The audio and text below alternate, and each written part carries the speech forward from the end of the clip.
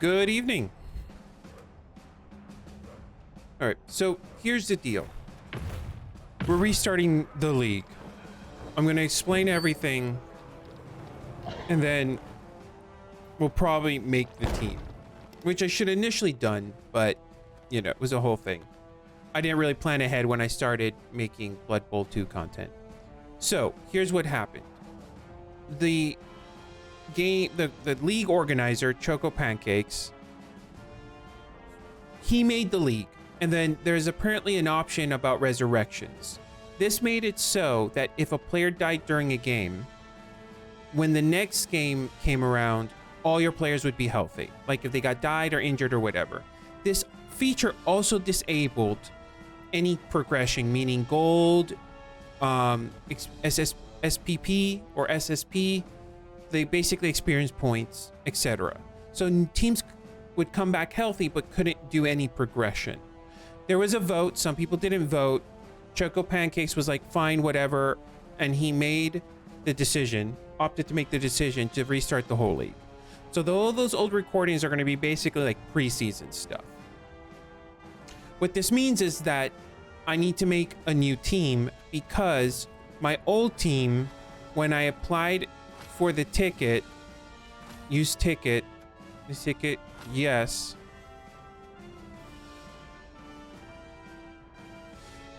Experienced teams have played at least one match cannot register for the league, despite it being default. Like, there's nothing about this team. It hasn't gained any gold because of that setting.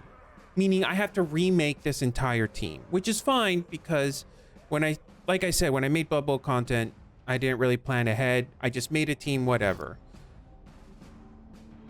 So I have to remake this entire team and I'll record it, my logic and all that jazz. My relationship, let's now move on to my relationship with Blood Bowl 2. I've been watching Blood Bowl 2 since the late Total Biscuit, rest in peace, did the first league. I still watch Krendor's league. Like I watched he's currently doing like an full agility team league to date this video. And, you know, I watch his league, every league he's done since then. So I have some knowledge about Blood Bowl, but I think watching and playing is a little different. But I bought the game way back when. I bought Blood Bowl 1, never really played it.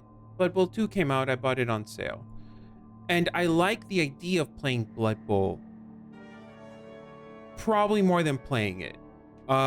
Every time I watch anyone play it, whether it be Krendor, Knorr, I think those are the two like I really watch. I watch Knorr streams. They seem to be having like a love-hate relationship with the game. And I don't need more hate in my life. Like, I don't need that type of relationship. That being said, I'll keep playing for a little while longer to see which side of that coin I land in. And if I don't land on a good sense, like it just could be mental approach and all that, you know, managing expectations, all that jazz. But personally, I don't know where I'm going to land on it, but I'll keep trying to play to see if I, you know, am willing to commit to the game. The overall problem I have with the game, apart from like team balance, is that none of the teams really speak to me. I'm not the biggest fan of pure medieval. Like, I know it's Warhammer Fantasy in the sense of like, you know, magic exists, but it's not part of accessible to what is playable to the character in a quantity that is, you know, like it's low magic. Like magic is rare. It could be powerful, but it's rare, and I'm just not into it. I know that now Warhammer Fantasy is dead, I think, and now it's Age of Sigmar. And there are some units I like in Age of Sigmar. Like I like the Stormcast. I like the Tree People, the Kaharara or whatever. And there are a few races. I like maybe some of the dwarves with their like air balloons. And I know that things are happening there all the time, but that's not going to translate to Blood Bowl. We're not going to get a team of Stormcast. We're not get a team of like wood spirits or tree ants or things like that. I could see myself making like a team with I don't know cherry blossoms and things like that. Maybe like a more swampy look, seaweed. But that's not going to come to Blood Bowl because that's just not the campaign setting, the lore. So that's my first hump or barrier to entry that's blocked, that none of the teams really speak to me. The second problem I have is like my perception is, and this is just my team rankings, right? So historically, I'm aware that Games Workshop doesn't balance their games, or has history of bad balance. And this isn't like, I think, like StarCraft, where certain maps favor certain people or certain races, and they consistently try to balance all the teams so that they're equally competitive. No, like, some people like the challenge of playing a less competitive team because the race or the guild or the clan or order, whatever, speaks to them. And that's just not my case. Like I said, none of these speak to me. And then they're not really a, it's what is it? It's misdirection. It is, they're not really a games company. They are a miniatures company disguised as a games company. They don't make money off selling games. They make money off selling tiny toys, miniatures, small plastic models that you can so happen play games with. They needed a reason to justify the use of the toys. That is my perception of Games Workshop.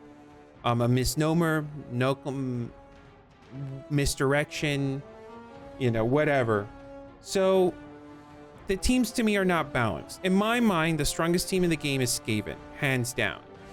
The units they have access to, and which ones are disposable, which ones are not, and how powerful they are.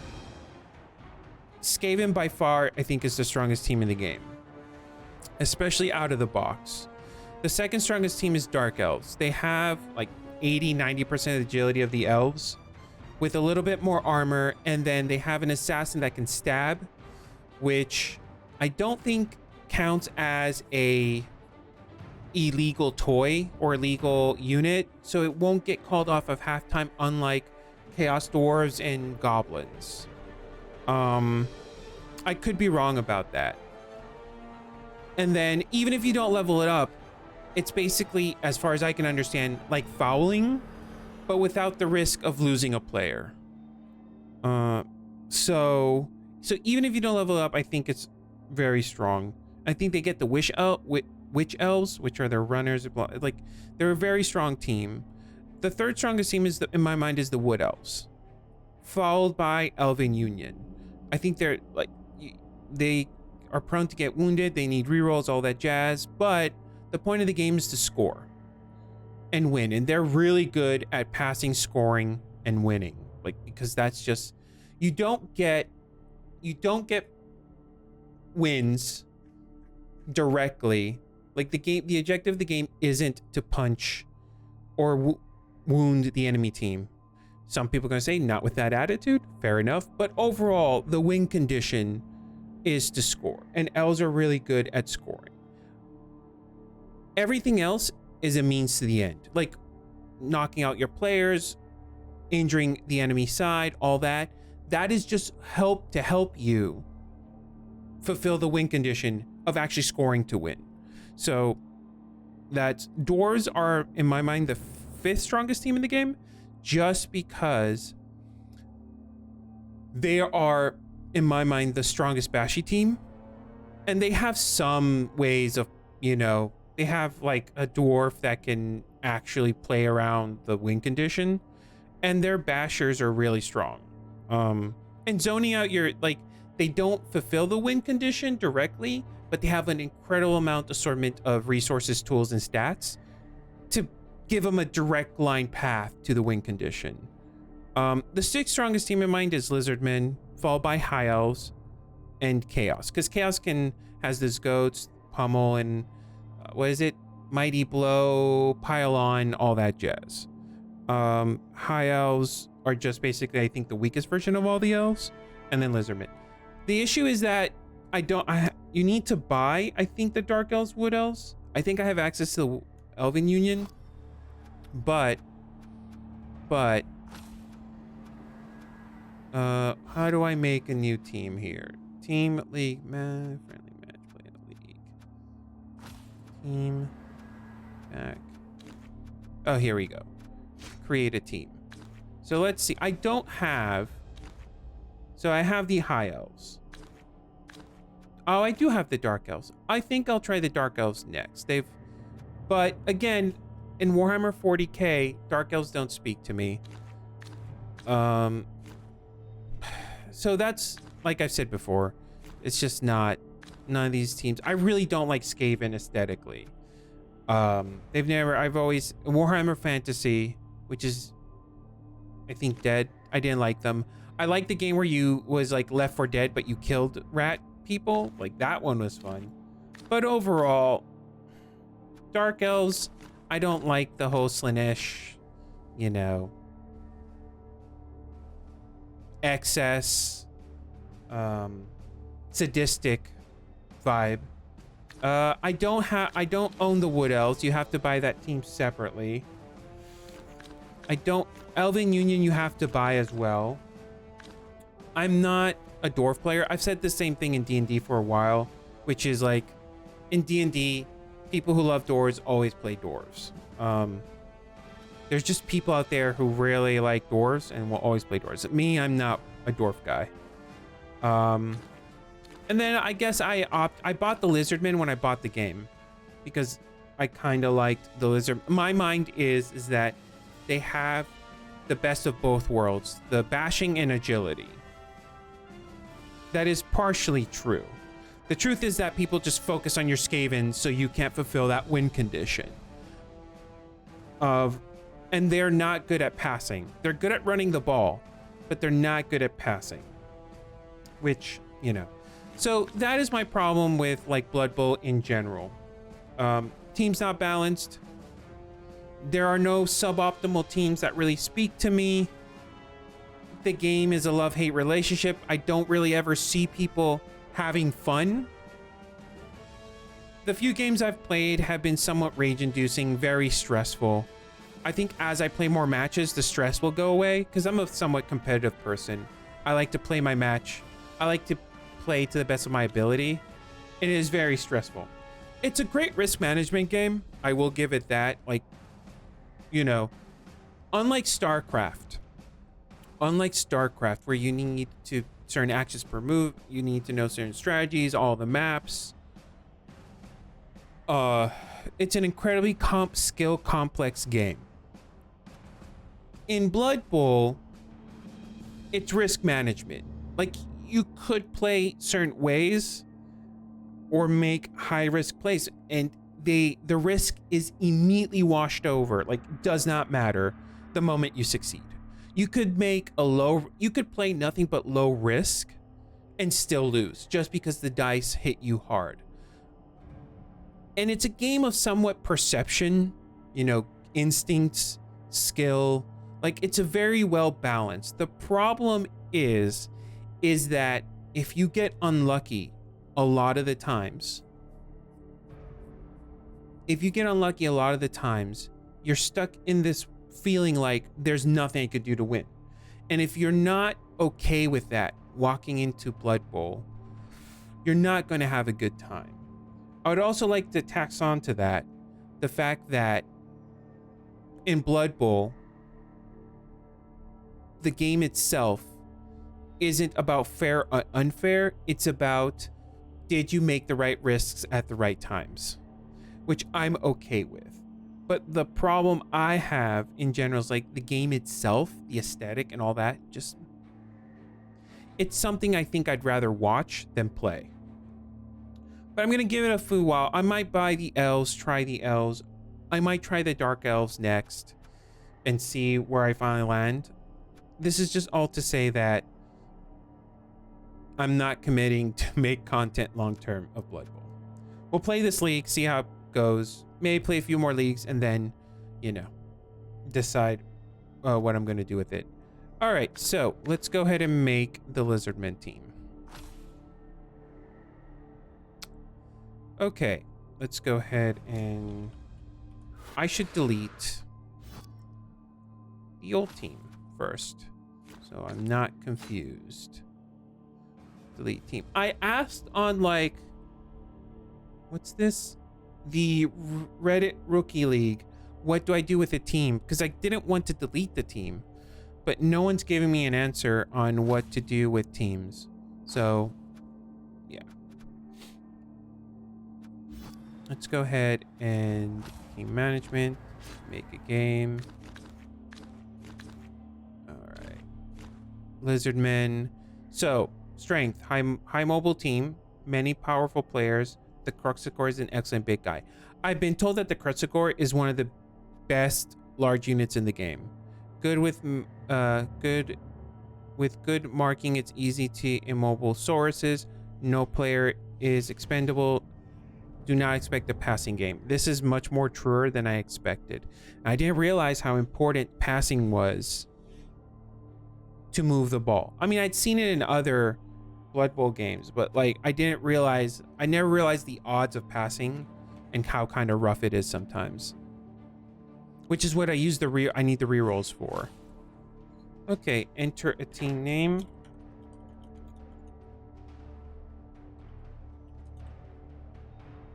What's that?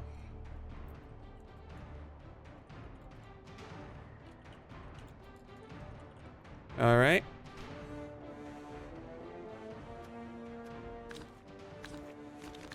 Where's the emblem? Where's the GG? There it is. There we go. All right. We need to find... I should have checked. Was it red diamonds? What was the color?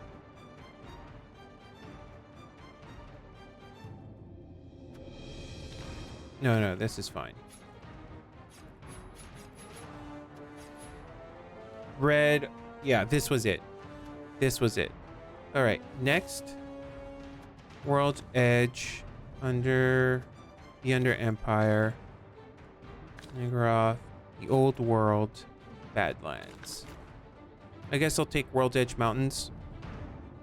Enter a stadium name. There we go. Create.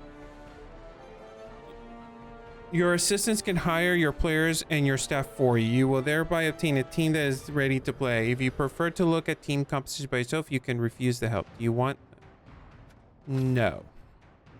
All right. So, let's start off with our first player, which is a Saurus. Bye. All right, so naming scheme. For the naming scheme, we are going to choose video games or characters I kind of like. And the first one is going to be Anthem. RIP Anthem. Oops. Did not mean to do that. To this day, I'm mourning the loss of Anthem. It could have been a great game, and EA bungled it. I think if I ever make a video game, it will be like, if I ever get the skill, I will literally make like a power suit game. All right, so now the aesthetic. All right. This one, right? Yep. We're gonna go with head 3 for Anthem. So one of the problems with these units, they are strong units, but they don't have any skills, unlike Dwarf. So the first thing I'm gonna do is probably get things like block on them. Okay.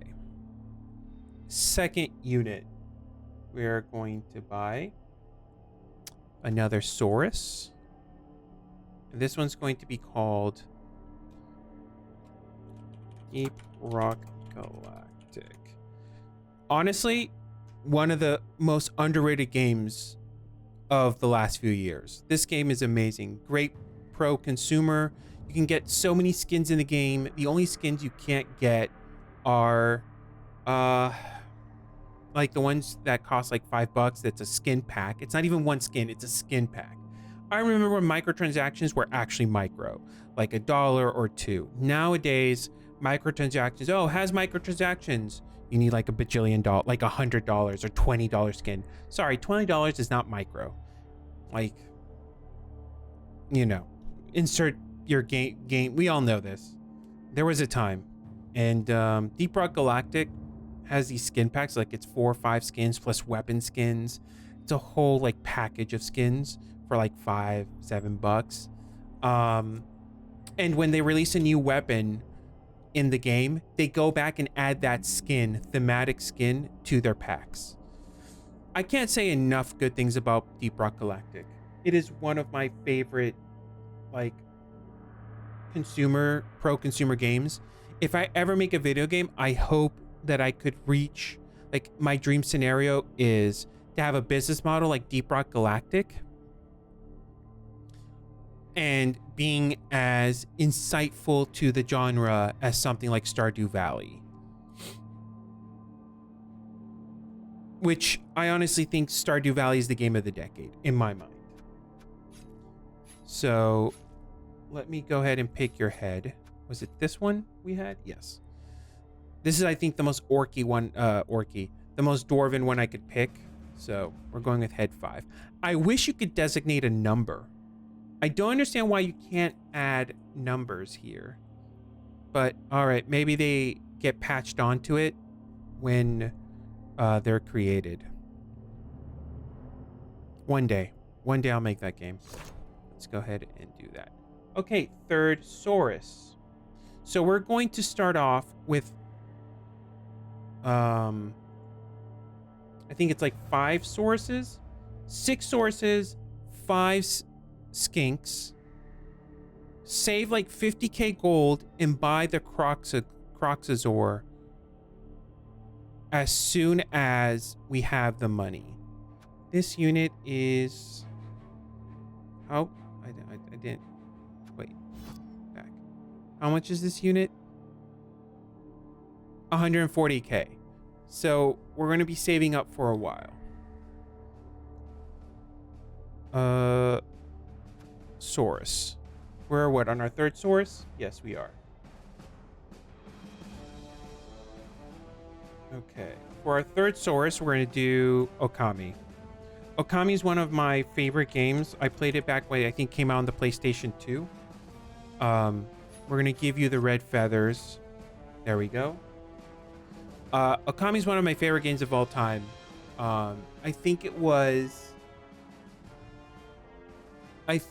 yeah, like the first game.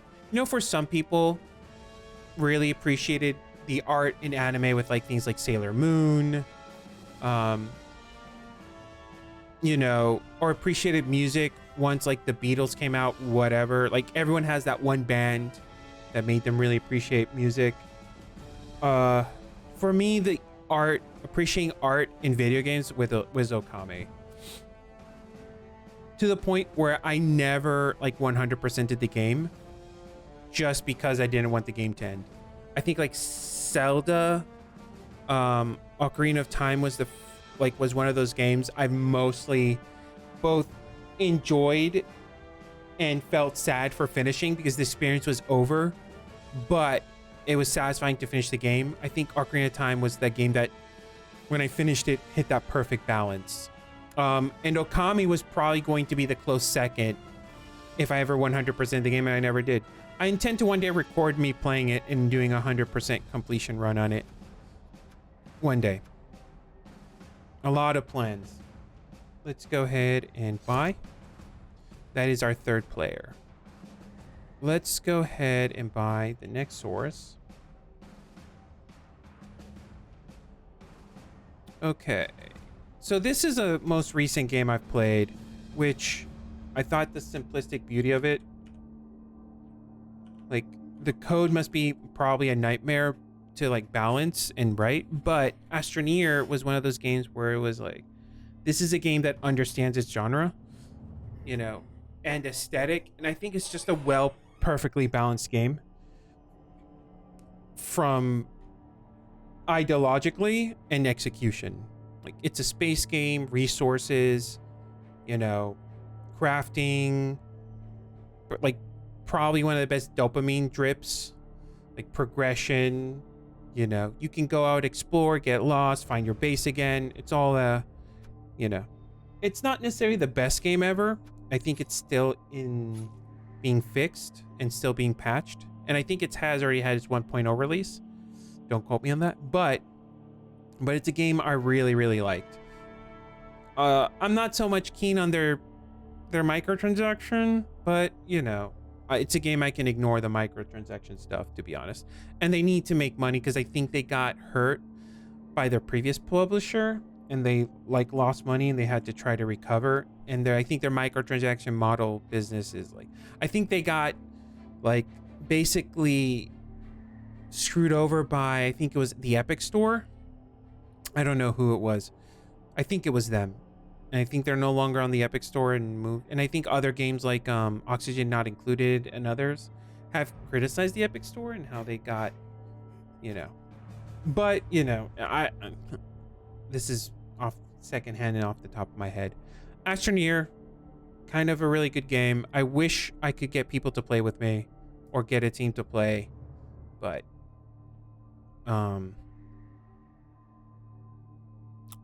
I'm not so sure that even that's one day. I play privately occasionally. I've been meaning to go back to it, just haven't gotten to it. Astroneer is a Saurus. Bye. All right, so next one. All right, so one of my fondest memories of playing games with my brothers was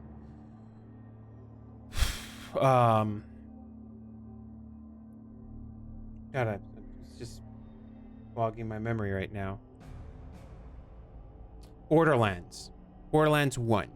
Now, the Borderlands series has taken not such a good turn in recent history.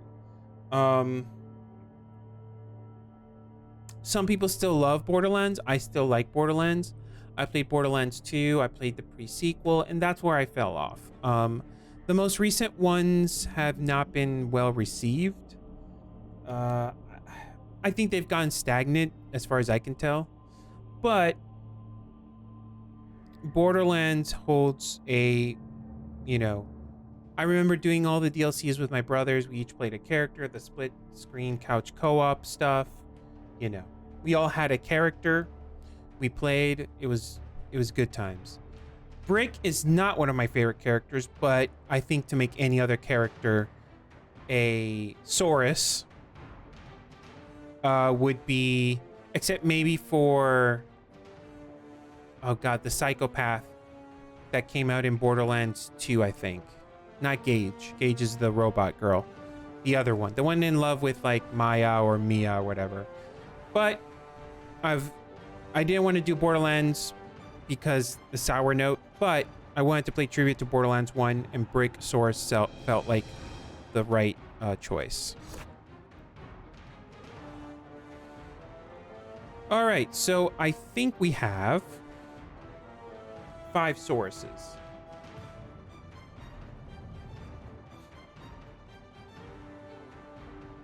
Oh, I forgot one.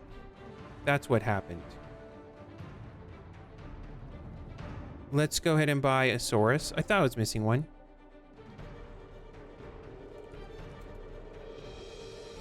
Slay the Spire. One of the best games to come out in my mind. It's a really, really good game. I've 100%ed the game. The game itself released with free DLC. It's one of those really nice pro-consumer games. I don't know if they're going to do a Slay the Spire 2 or what they're doing. I think they're just making patch notes.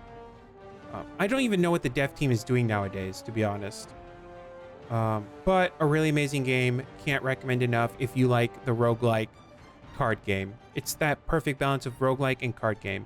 It hits that FTL vibe in the sense where games are kind of short, so losing, you're just armed with knowledge. Some roguelikes want to do the FTL thing where like, oh, losing is fun. But if you're going to make losing fun, you got to make the run short. If I'm like an hour or two into your run and you're going to kill me off because, oh, haha, you didn't know this thing, now you got to start over again, I'm not going to be okay with it. Some people are okay with that. Like, some people play XCOM, get into 2, 3, 4, 5 hours in, lose a run, and they're okay with. That's not me. That's like, I feel like you're wasting my time. Like, arm me with knowledge, and if you're going to make defeat part of that arming with knowledge, the games better be quick. And what? Head 8 for Slay the Spire. And I believe that is it. Slay the Spire, really good game. Can we look at our team? All right, 6 sources. Now we buy 5 skinks. And on that note,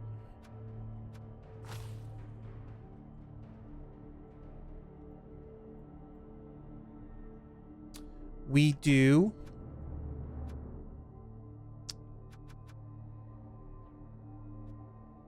did I just click that? Ugh.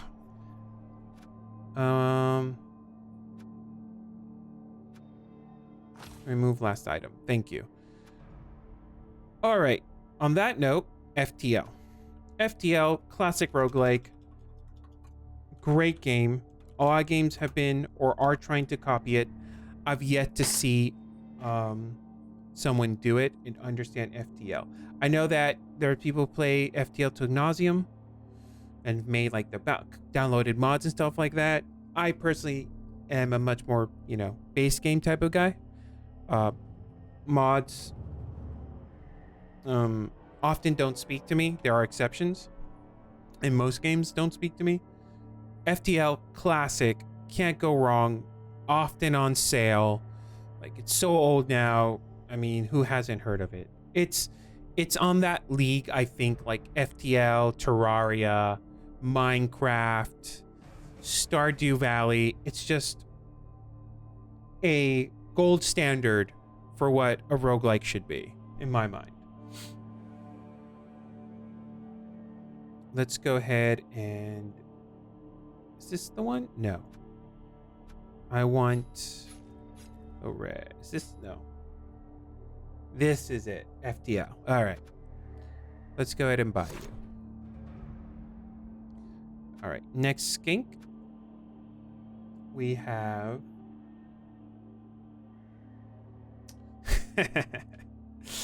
All right. So, RimWorld. RimWorld is my favorite game. It's not the best game. It's not a game for everyone. But I honestly think RimWorld is...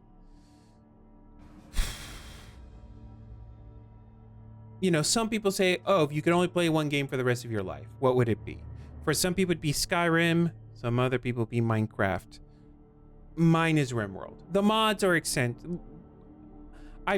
The mods in RimWorld are so extensive. They change the game completely, or almost completely. Like, RimWorld is my game.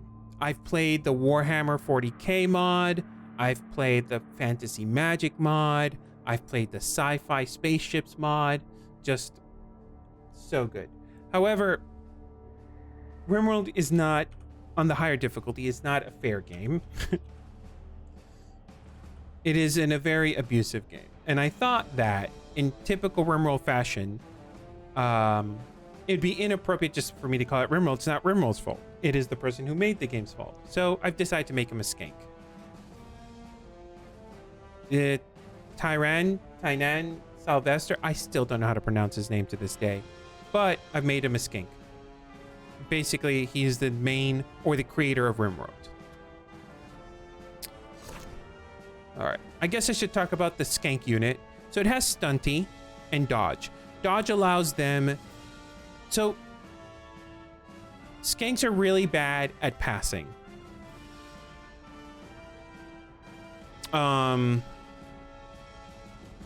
But they're really good at dodging and running the ball. So,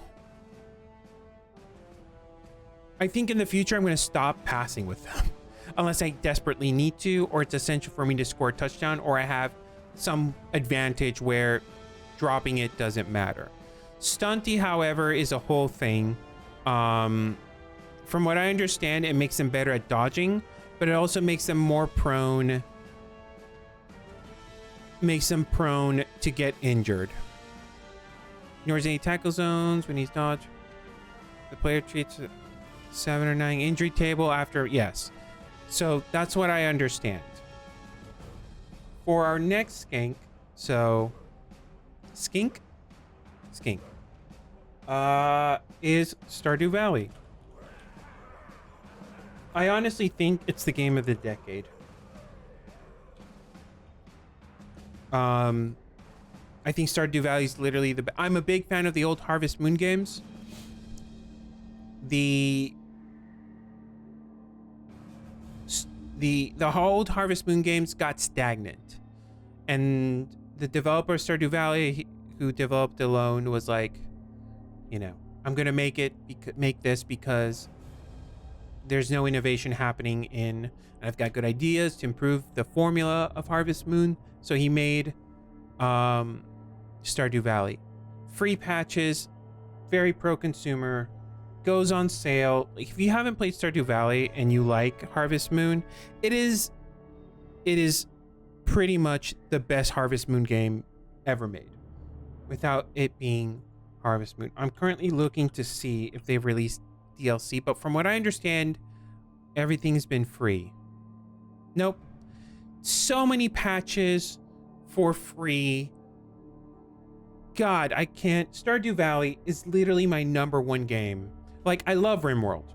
RimWorld is my favorite game, but I acknowledge it's not the best game.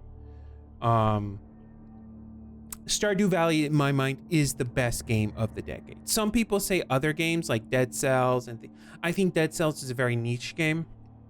I think, you know, you could make the case for Minecraft, but Minecraft is much more of a sandbox playground. Like, once you if you were to judge Minecraft on sheer mechanics, base game, not mods, just you beat the Ender Dragon, the game's over. Oh, but you can linger around. Yeah, that's like, I understand what you're saying, but the games need, you know, rules and limitations and win conditions. Like, a game without a win condition, you know.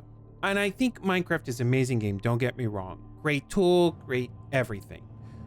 But it's kind of like, you gotta find your own fun. Stardew Valley is very good at giving you fun things to do. Now, as far as the win condition, it's a very soft win condition. Towards the end of the game, you know, I don't want to spoil it for anyone who hasn't played it, but basically, you know, you're motivated to do as best as you can do on the farm. And if you do good enough, you kind of win. And if you don't, you're giving another shot to it. So Stardew Valley is the gamiest game with the softest win condition I've ever seen, if that makes any sense. I can't say it's really one of my, you know, if you love Stardew Valley, we're closer to being friends. It's one of those things. If you don't like RimWorld, for example, it's not really a big deal, because I know RimWorld is a very, you know, even on the easiest difficulty, it doesn't really strike that balance of difficulty and like Stardew Valley does, or even like Minecraft does. RimWorld is either really punishing or really like Sims-esque. If you like Sims, RimWorld is really good for you on easier difficulties. Low, you know, drama within the whole colony and type of stuff. Stardew Valley, 10 out of 10. Like, it is the 10 out of 10 game I've ever played.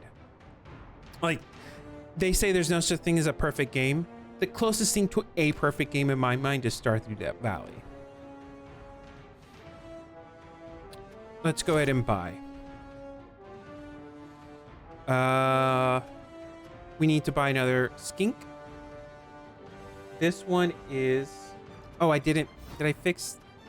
Remove last item.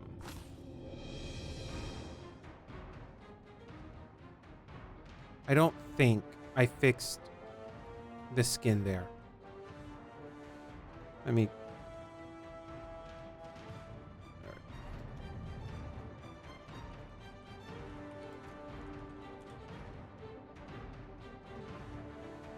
I always spell valley without an E. I always forget. Okay. Is this it?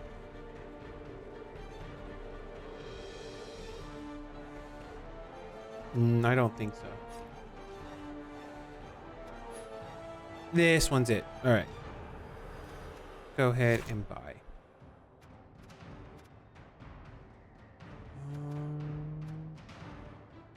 All right.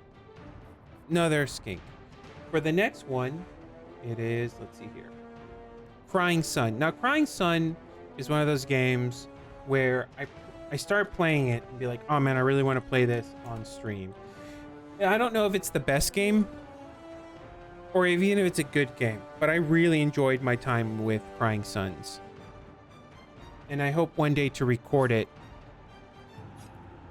and post it on YouTube and stream it. Yeah, this is the skin I want for Crying Suns. I can't say too much about it just because same thing with Astroneer where it's like I haven't finished the game. So I don't know how it ends, but the time I played with it, Crying Sun seems to really understand its genre and what it's doing. I think it's really weird because it has like this 32-bit, 16-bit aesthetic-ish, but then the combat is like full rendered graphics, 3D models, slick 3D models. I don't know. It's just one of those games that speaks to me. And I really want to record, stream, upload it, and finish it one day. Let's go ahead and buy, I think, the last. No, that was it? Huh. There's a problem here. All right, let's just confirm purchase. We are going to buy one apothecary and 2 rerolls. Now, if a skink dies, we're going to let it die. This is much more for the sources. Unless the skink is like amazing amount of experience points and I can't afford to lose it. And 2 rerolls for, you know, skulls because my sources don't have blocks. You know, things like that. Sometimes you just get really, really unlucky. Where did I mess up? 1, 2, 3, 4, 5. Okay. You need, I must have, yep, there we go. There we go. Buy a player. All right. For the last one is in the same vein of Borderlands. Claptrap. I know a lot of people find Claptrap annoying and I don't know what people's attitudes are, but I always kind of remember that person who was a big fan of Borderlands who died, and they made like the voice actor for Claptrap basically made a tribute to him. You know, like he started speaking Claptrap and then dropped the voice and then started speaking. And I remember playing Borderlands 1 and feeling sympathetic towards Claptrap. I know a lot of people just found him annoying, but I kind of liked the character. Now, I didn't like him so much in pre-sequel and other iterations. I don't remember, like Borderlands 2, I was okay with him. But like Claptrap 1, I was really sympathetic to the Claptrap, and I found them kind of funny, personally. I know a lot of people compared to like Jar Jar Binks or whatever, but I liked them. And there is like this one with like out of it skink. I thought that was appropriate for Claptrap. So that's what we're gonna do with the bullseye. Like that's like the eye in my mind. So there we go. That is the team. Anthem, RIP Anthem. Deep Rock Galactic, amazing game. Okami, amazing game. I wanna record stream. Astroneer, I need to finish. Brick from Borderlands 1. Slay the Spire, amazing game, 100%ed. FTL, one of the best, if not the best roguelike. I know some people like Binding of Isaac, but to me, FTL is the gold standard. Tyrann Sylvester from RimWorld. Stardew Valley, game of the decade. Crying Suns, really good game I enjoy. Need to record and upload that. Been meaning to. And I already own the game. And Claptrap, which from Borderlands 1. I have some other things like other players in case these dies, like Mario RPG, Legend of the Seven Stars. But I'm thinking about taking it as Gino, because it's the only game Gino appears in. There's some other games I have. I've got Terraria, maybe Minecraft, because I like Minecraft. Who doesn't? So I have some backups names for this, but that's pretty much it. Let me go ahead and tell the team coordinator that the team has been made. All right. So Breakfast Bowl League, Choco Chip Pancakes.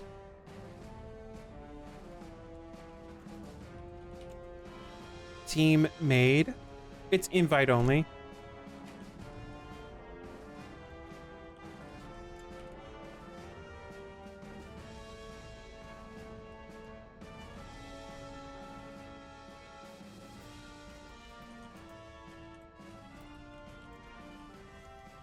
Okay. Let me know when you send the ticket. If I could spell properly. There we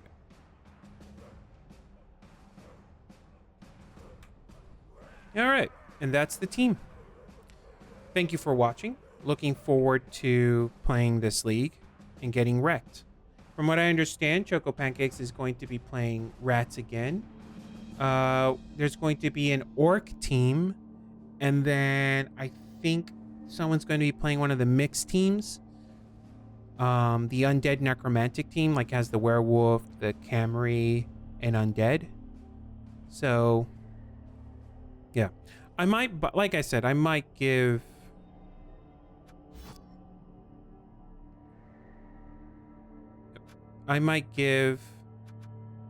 I kind of want to maybe try the Dark Elves and some other teams. Maybe I'll be able to, once I play them, they play well enough where I can bypass the Dark Eldar's like history and aesthetics. Same thing with Wood Elves. I'm not a big fan of like shirtless druids. Elven Union just seems really stuck up. Dwarves, I'm not a dwarf guy. High Elves, God, I've never liked High Elves. And then Chaos, I'm not a Chaos guy. I really wish it would be like, I could play that, I don't know what they're called in Sigmar, the tree people, like the tree spirits, the Karanana, whatever. Like, I wish that team would be in Blood Bowl. Because I feel like there'd be some really cool, like, cherry blossom ones, and like I like the tree that the Wood Elves have access to, and I think the, not the halflings. Are they called halflings? They're not gnomes. I don't think I have access to them here. I forget what they're called. I know they have like a weird power that can steal rerolls from the enemy team. Halfling team? Maybe they're the halfling team. I know they have access to the tree too. If I could just get like a tree race, I'd be good. Doesn't mean, I know no one wants to see. I know there's the Chaos, which are like Chaos Marines. But I don't like Chaos Marines. I'm not the biggest fan of Space Marines either, but I'd play as the Stormcallers. But I know everyone's going to be like, oh, classic. He loves the Space Marines of Age of Sigmar. Look, I like power armor. I'm a sci-fi guy. That being said, I'd take the tree guys. I'd love to see the tree guys. Especially if they played like elves. That'd be the dream for me. I know it's never going to happen, though. But if they do, I'd probably stick around a lot longer. If you're on YouTube, thank you for watching. I appreciate the time anyone takes to watch myself, and I'll see you next time.